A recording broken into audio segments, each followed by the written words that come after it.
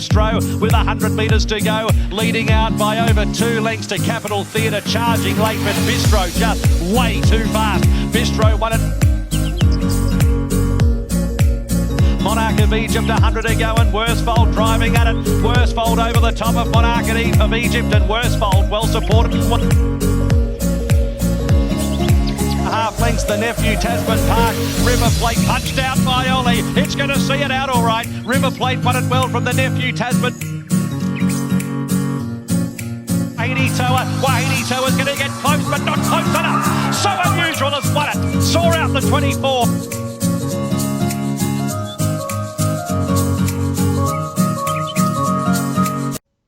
Welcome back to the channel, everybody, for Group 3 Standish Handicap Day at Flemington. Quite keen on a few of this card. And the feature of the day, the Standish, looks a 2-horse race in my opinion, but we'll have to wait to see what I tipped there. But let's get into the preview, find some winners, and continue on the ripping form that I'm in. Race number 1 at Flemington is the Summer Fun Sprint over the 1100 metres for the 2-year-olds down the straight. And I'm pretty keen on one here, and that's Invincible Shield. Trialled like a bomb. First trial wasn't really asked to extend, but then the jockey in the second trial really gave it a good muster to see what it had under the hood, and it flew in the trial. So I think it trialled well. It's drawn the right part of the straight. It's got George Child, 59 kilos for the Corson's team. He looks one of the 3 winning chances in the race, and I'm pretty keen on his chances. From Veecee for second, the Ma used to train Galloper, who's got Ethan Brown on its back and it's drawn 7, so I think can run a bit of a race here at its first start. Tom Kitten's been well backed, and I think it's the best chance that Godolphin have in the race. For Blakeston, drawn the 1. Just the wrong side of the straight for mine in barrier 1, and Hellish ran home well in the stakes race during Cup Week at Flemington over the 1,000. Will be improved, dropping up in distance. But Invincible Shield for mine, race 1. A bit of value, 25 to win. Race number 2 at Flemington, and this won't take any time at all. Benchmark 70 handicap over the 2,000 metres, and I don't need to tell you who's going to win this. It's Dunkel. Clearly the one to beat here for Harry Coffey and Patrick Payne.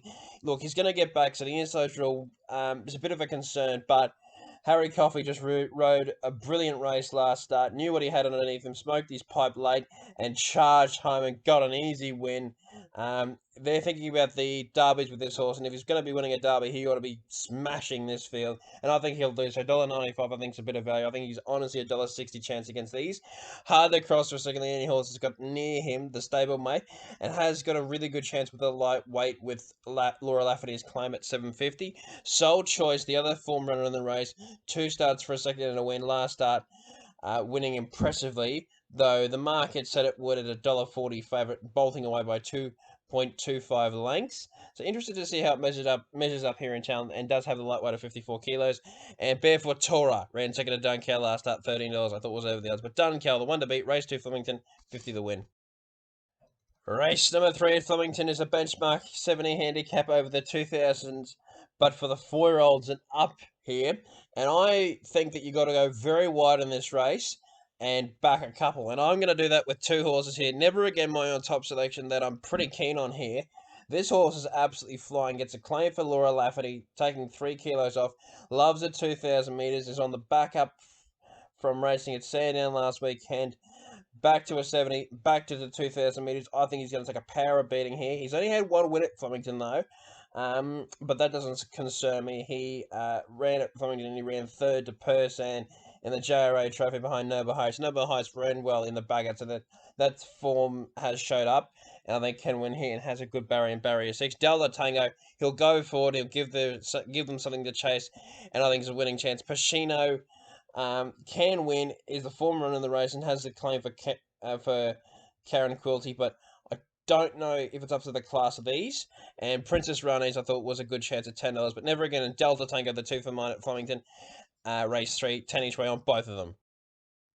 Race number 4 at Flemington, and we stay at the 2,000 metres again, but it's a benchmark 100 metres, and I'm with Spirit Ridge here, 3rd up from a spell. Genuine excuses, both of its runs this time in being held up critically in the Ingham and had no chance, and then ran 4th in the Summer Cup behind Skylab. And Skylab goes around one of the favourites in the Magic Millions Cup, so I think it's a very good chance here, Spirit Wedge. Blake Shin, new trainer in Annabelle Neesham from previously being trained by Mark Newnham. Neesham scratched it from a previous race in Sydney, a harder race in Sydney recently, brings it down to Melbourne. I think it's a great chance here, and I think he'll show his class and be way too good for this field, and is drawn beautifully in Barrier 7. Right, you are the obvious one. One it's past 2, 56 kilos for Ethan Brown.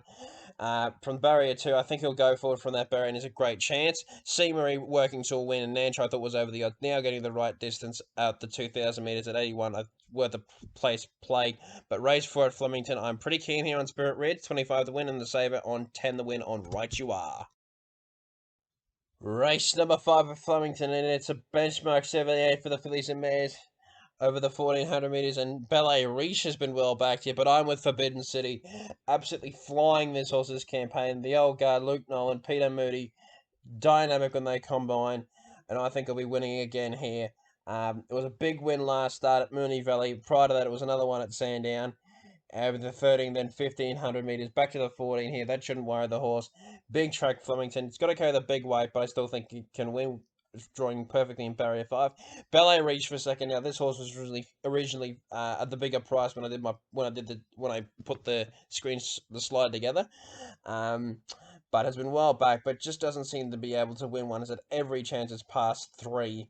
But can win with the right one for right run for Geordie Charles. Dazzling Lucy for 3rd. Very good chance. Last start Valley winner, and has Jake Noonan aboard for his father Anthony Noonan. And Aminar to step up to 1400 metres could help this horse at $21. But Forbidden City for mine. Rates a long way in front here, and I'm going to have 35 to win on it. And race number 6 is flowing in as the feature of the day. It's the Group 3 Standish Handicap over the 1200 metres down the famous straight 6 at Flemington. And I'm with Halvorsen here.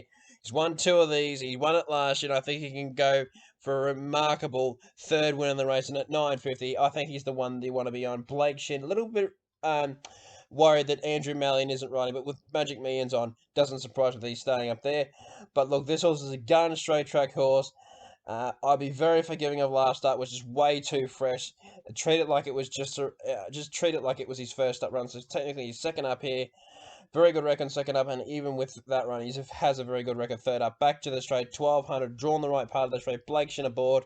I'm very keen on his chances from Indian Pacific for second, who drops a lot in weight, the Perth visitor, for its last start in the Summer Scorcher. Behind Houses Serenity, dropping from 60 to 54.5 at Danmore. Drawn 7 is the right part of the track and will get every chance, and has been good in 2 starts down the straight. Vespertine first up, has a dynamic turn of foot, and if he can show it, he is a winning chance. But just a query is it being first up. And Western Empire, prep run for mine for something bigger and further, but I still want to see it charging home. But Halvorsen and Indian Pacific, the 2 here. 35 to win Halvorsen, 10 to win Indian Pacific. Race number 7 at Flemington, and it's a benchmark 84 handicap over the 1600 metres, and I'm pretty keen here on Here to Shock. Second up here, very good first up, and I thought it was produced to win, but condition just gave late. On top of the ground here, second up, 3 from 7. Blake Shin aboard, dominant rider, and I think should be winning here, and is a very, very good chance to take this out. And at 3.10, I think it's worth a play, considering he'll go forward from barrier number 1 and be very hard to beat. The other one that'll go forward in the race is Typhoon Harmony. I think it's a very good chance here from the 2. John McNeil aboard, new trainer in, I don't know how to say that name, but is worth a play at 7.50. I think can win this. Hasseltop, we know he's so good at Flemington. His past 2 wins have been at Flemington, and how good is Tom Dubbin going at the moment? Definitely can win. And a CN Legend, I'm expecting an improvement of its first up run to its second up run. The overseas horse at $19. But Here to Shock for mine, I think can win this. 35 to win, pretty confident. And 10 each way on the Flemington Specialist in Hasseltop at Flemington Race 7. Race number 8 at Flemington is a benchmark 78 handicap over the 1200 metres, and I'm with William Thomas. Now, I know I'm probably going to have egg on my face after this. I've tipped him a couple of times, and he's been very disappointing. And this is his last go here. 5th up now, back to a 78. He's got to carry the big weight, but with the claim, comes down to a winnable weight for Hannah Angley. He should be winning this from the 6th. 1200 down the straight, way back in grade.